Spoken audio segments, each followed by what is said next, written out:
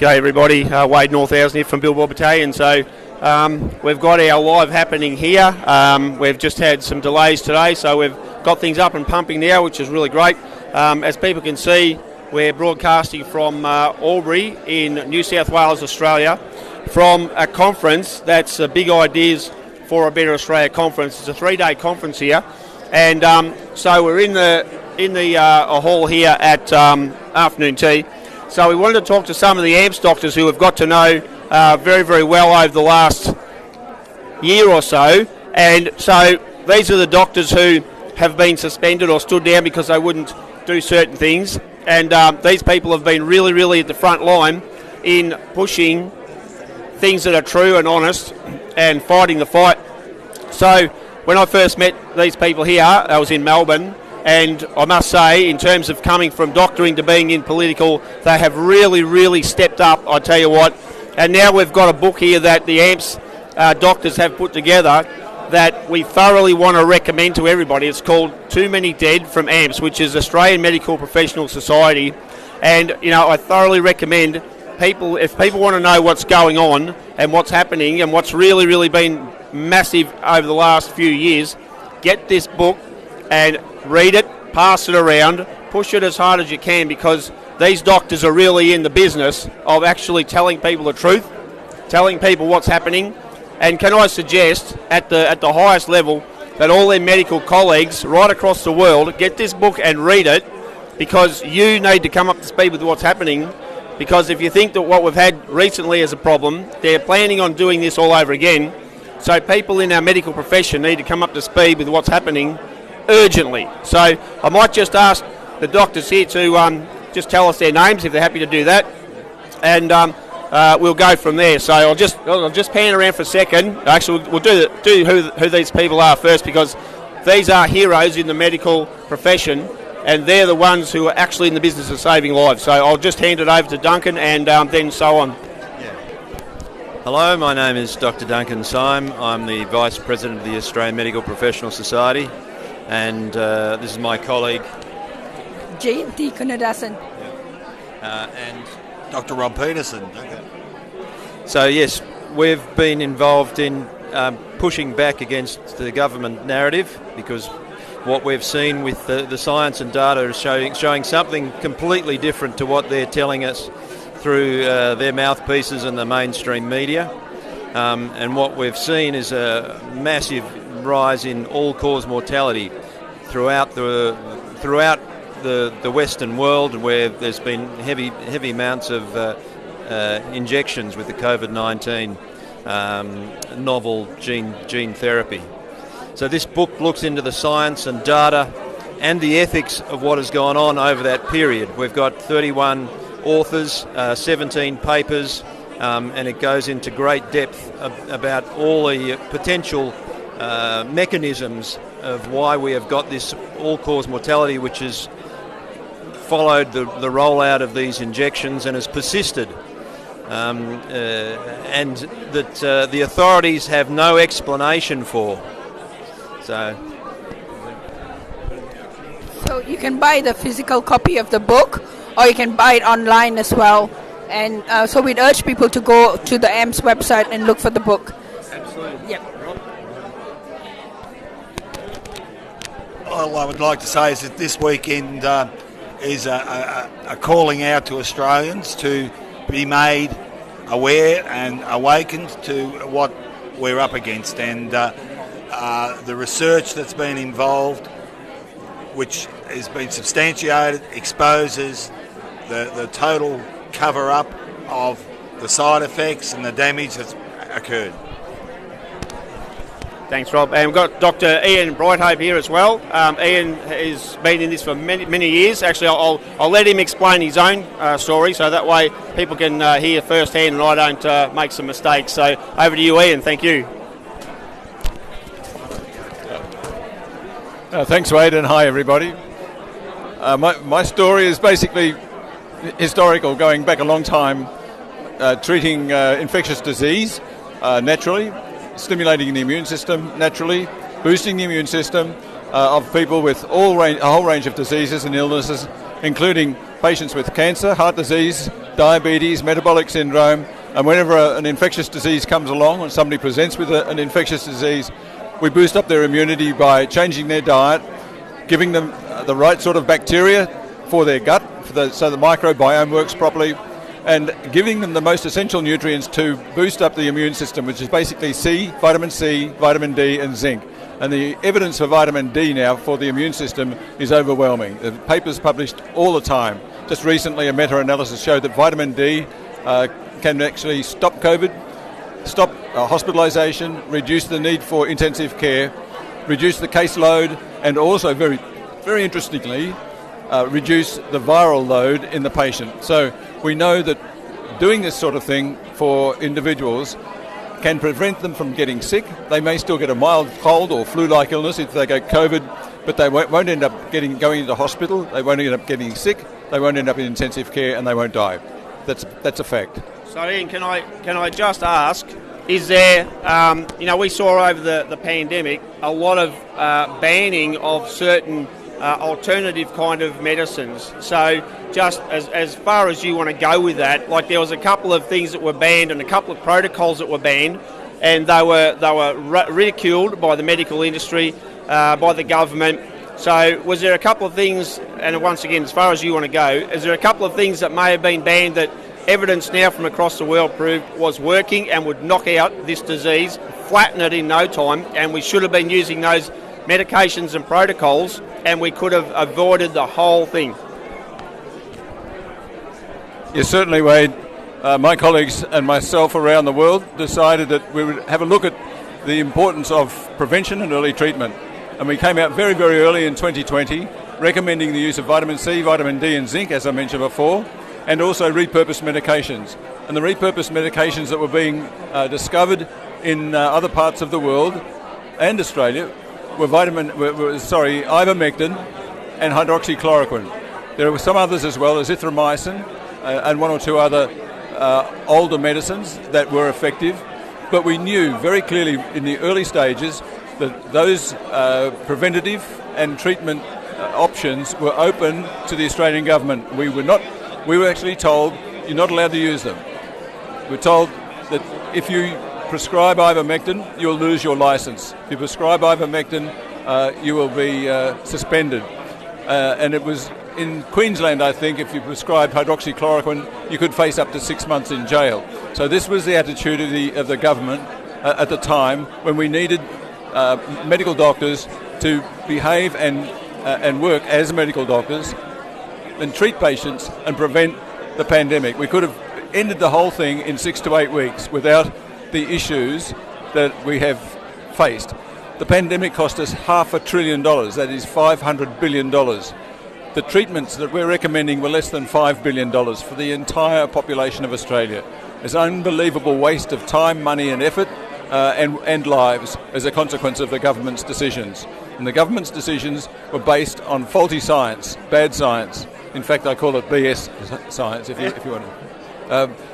And there is no doctors properly trained in the expertise of nutritional and environmental medicine, in particular nutritional immunology, in this country, who were consulted by the government. And we tried very, very hard in the early days through the Prime Minister, the Health Minister, the Chief Medical Officer, the AMA, the RACGP, to actually execute a program of CD, zinc, ivermectin and hydroxychloroquine. And that basically treated this as unscientific, whereas the science is so far superior to the lockdowns, the face masking, the social distancing, and waiting for such a long time for vaccinations. A vaccine that was shown to be toxic, a vaccine that was shown to be dangerous, a vaccine that was known to kill people, and it still was released on the public. And the most obnoxious and obscene thing that I've ever heard of in my entire medical career is the injecting of a pregnant woman with a toxic experimental messenger RNA drug. Well, thank you very much for that, Ian. And there you have it from the horse's mouth. When people say, Wade, are you a doctor? No, I'm not, but we know the people who are. We've got the best experts in the country are here. Oh, hello. I'll just put this down here. and we're going to talk to Cara Thomas, who is she runs the whole thing. These doctors are only sort of there as a bit of a window dressing. Cara is from Queensland, and I first spoke to her on the phone probably just over 12 months ago, and talked to her. We met at the national conference, actually. Yes. So there you go, and Cara has been integral in organising, like the work that she's put in is absolutely amazing, it's fantastic.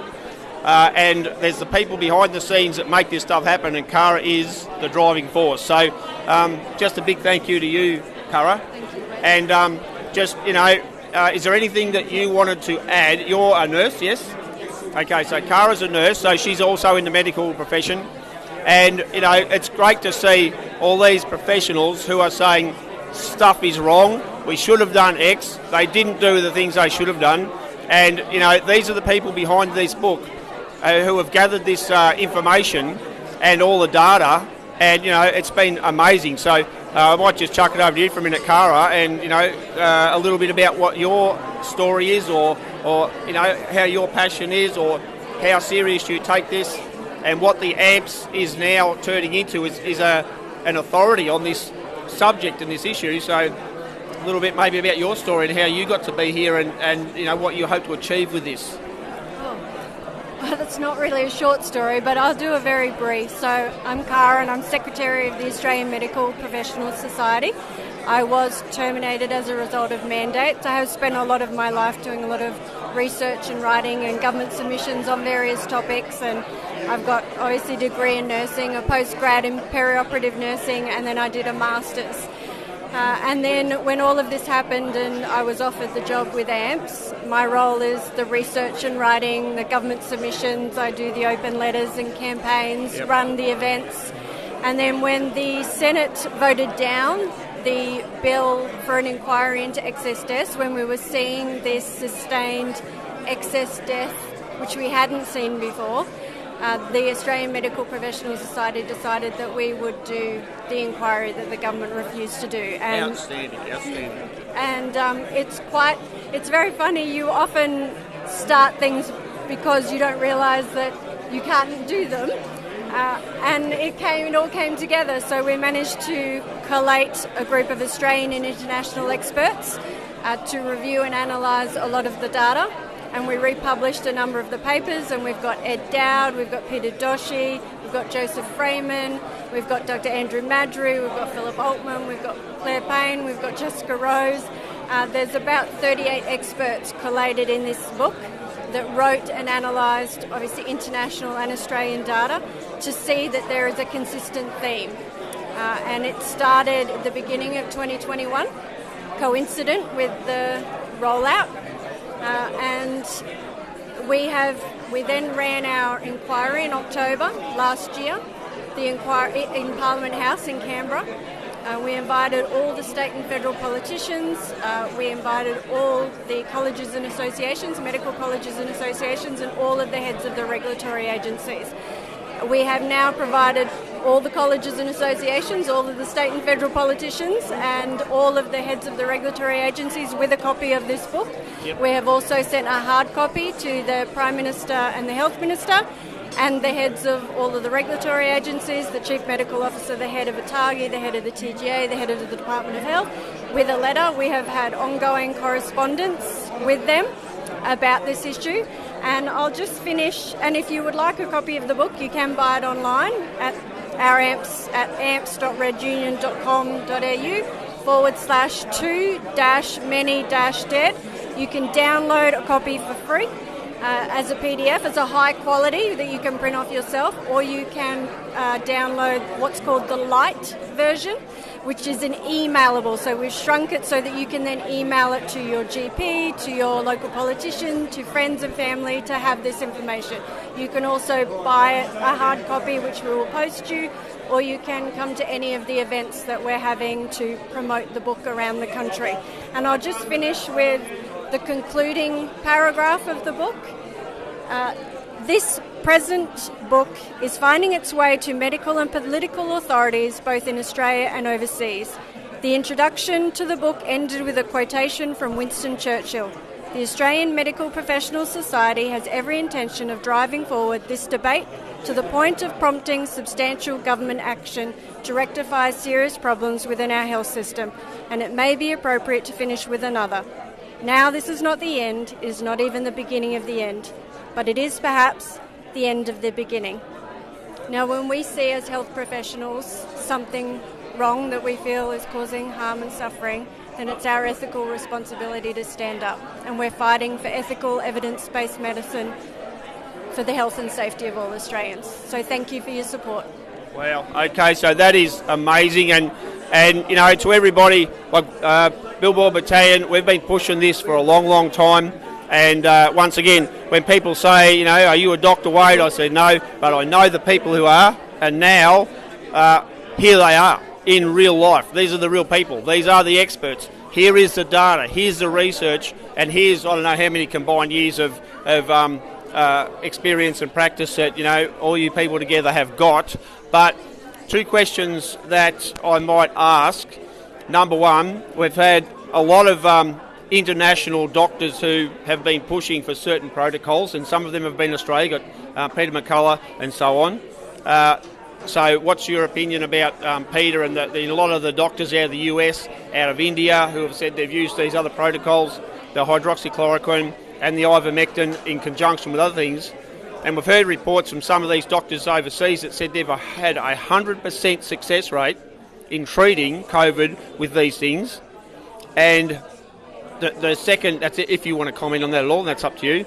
The second thing is, with all the spreading of your books and information, all of the information of politicians and the bureaucrats and the so-called, and I call them so-called very loosely, chief health officers, health ministers, have any of them at all contradicted your information and your data, the facts? Have any of them come back and said, no, you're wrong? Have any of them, or do you hear anything at all? Is it just crickets, you know, because they know they're wrong and what they've done is wrong? So just a bit, if you might comment on that, Cara.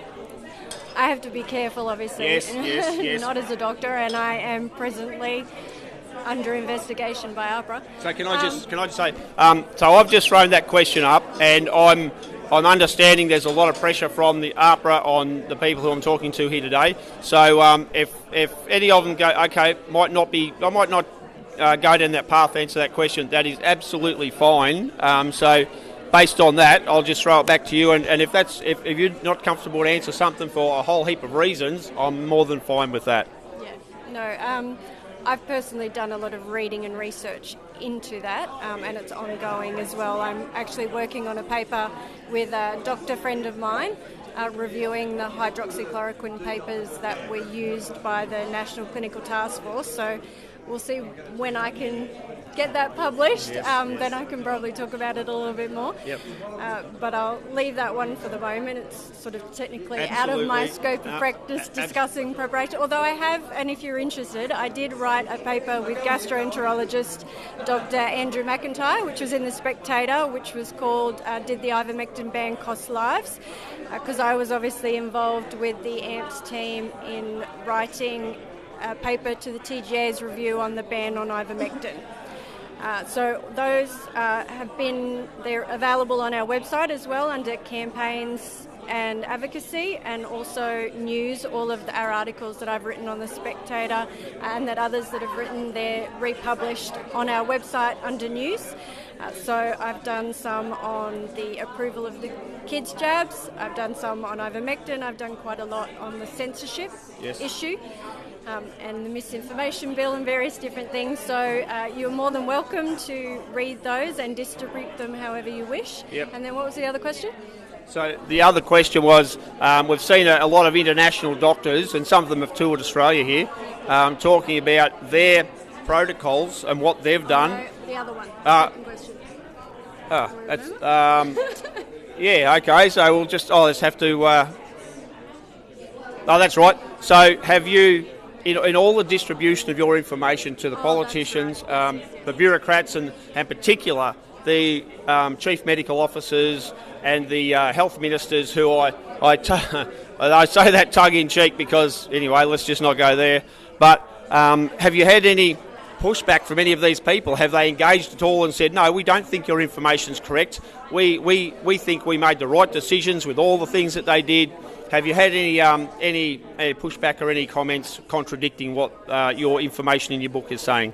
They have responded to some of our letters, yes. So we did get a response from Brendan Murphy when I was part of writing a letter in response to the approval of the 0 to 4-year-olds injections, and we did get a response to that letter that we sent, essentially dismissing what we said, not with a whole lot of evidence.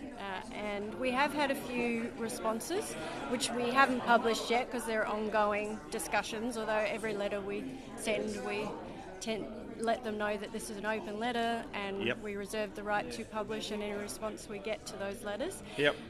And we have been directed to look at all the estimates questions and freedom of information that's come out, a lot of which we have looked at and various different things. So it's ongoing, what's happening. So I suppose just one thing to finally close it up. And this is a question without notice, so I'm just throwing this up to Cara and see how she goes. Would it be of interest, or would it be something that the AMPS doctors that we've had here today might be interested in maybe some kind of debate with the government's officials, some sort of public debate? And you'd have to answer this if you don't want. I'm just throwing this up here because this is the kind of stuff that I challenge people all the time. So, I think it would be great if the public saw a live-to-air televised debate between yourself and Duncan and Ian and all the rest of you blokes. Sorry, Sheila, whatever. Don't want to get into trouble with that.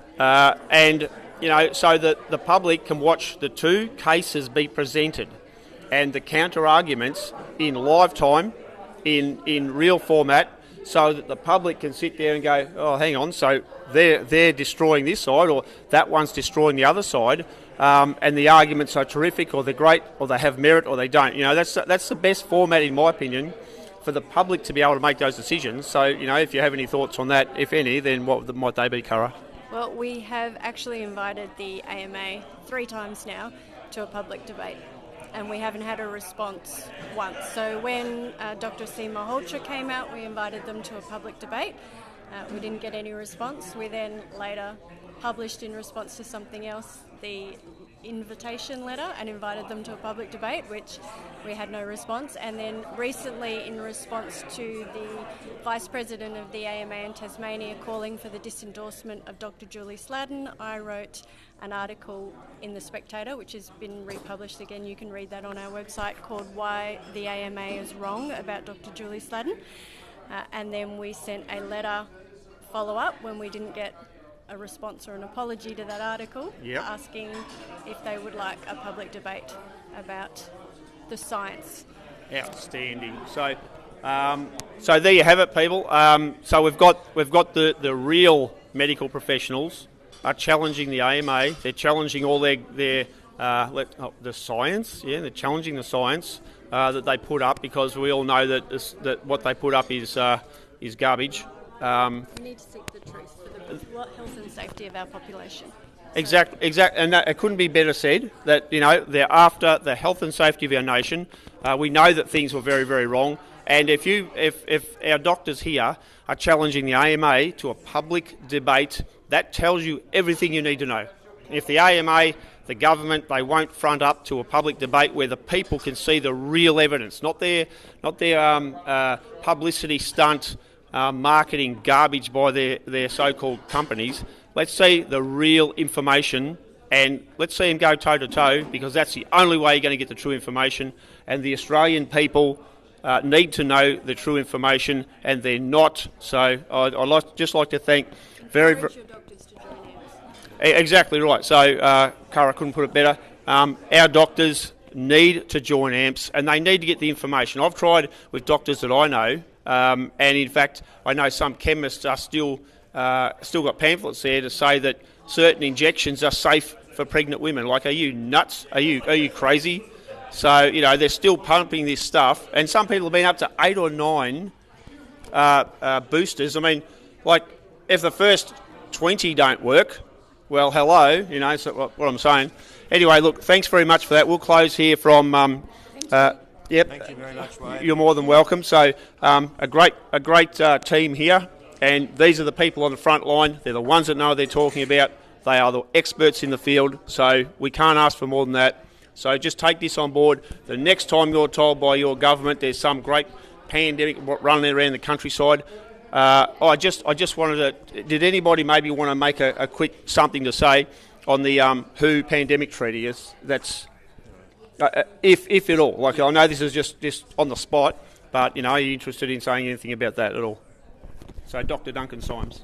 Yes, Wade raises an extremely important issue. We know in May the 27th, the World Health Organisation is going to be voting on 2 legal documents. Both are a great threat to everybody's health, freedoms, civil rights. It requires our governments to reject these legal documents, which are not about health. They're about control and wealth distribution. So I would encourage everybody to get themselves informed about the World Health Organisation. There's a lot of information about. I would suggest if you look at going to Meryl Nass's Substack or David Bell's Substack, Door to Freedom, Voices for Freedom, Australia Exits the WHO. These websites will give you a lot of information about the problem these documents pose to Australians going into the future. And if you don't want a repeat of what's happened in COVID, then make sure that you make your parliamentarians very well aware that we do not want to be part of the World Health Organisation, which is not an organisation which is friendly to humans or the environment, frankly, and it's certainly not going to be friendly to farmers or anybody, apart from a very, very small group of people who will profit from these documents. Thank you. All right, we'll just pan around for a second and show the table here, and also we've got the AMPS, poster up there at the back, so everybody can see. Protection without the politics, which is the whole problem, and that's the point I made on a live we did just the other day, is that the medical profession has become so indoctrinated with politics. That's why it's not working, and that's why we've got the issues and the problems we have. So we'll just drop down here a little bit, and we'll come around and we'll show you the stand here in Albury at the entertainment centre with this conference. So we've got the T-shirts there, AMPS, let doctors be doctors, and that's the bottom line. That's what everybody wants. Just allow our doctors to do what they do without political foots on their throats, because, that's all we're asking is our doctors need to be doctors, not political puppets. And we've seen that in history, and that just goes really, really bad. So, all right, so I'll sign off here now, and once again, thanks very much to all. Hang on, we'll just might get over a little bit closer here to see what we've got. Even if you're not a doctor and just a member of the public, and you want to support AMPS, you can join as a Friends of AMPS, and it's $50 a year, and you get our newsletters. Beautiful. Thank you very much. Yep. Okay, people. Right. Well, thanks very much for that. Sorry about the delay. We'll be back again tomorrow, lunchtime-ish. I mean, I'm planning on 12:30. We'll have maybe some other guests tomorrow, which who I've met here, and they've got some really terrific stories, and they're good people in the political movement here in Australia. Some of the more honest ones. So. Just signing off now. Sorry about the delay, people. We've got it happening now. I hope that everybody's enjoyed this and got some terrific information, and given you, when you're arguing the case, now you have some hard evidence to you've got some hard evidence to go on with and to present to people, whether friends, relatives, people in the community, what have you, and or your doctors. I suggest, if you want, get this video. Send it to your doctor. Take it to them next time you go in. Go and drop it off at the local hospital. Put it on a file or a PDF or something like that. Take it and put it into the doctors and the hospitals that you have something to do with, and get this information out there, because these people here are the experts. It's that simple. It doesn't get any better. So, all right, Wade Northausen here, signing off. This is Saturday the 16th of March 2024, and very pleased to talk to these professional people, and I hope they keep up the great work and keep on going on with it. So, all right, everybody, catch you tomorrow at 12:30. Well, that's the plan. So, if 12:30 tomorrow comes and we're not live, then we're still working on getting it happening. So, just be patient, and once again, very much appreciate everybody's support. Very much appreciate your patience. So this is a fairly important video now.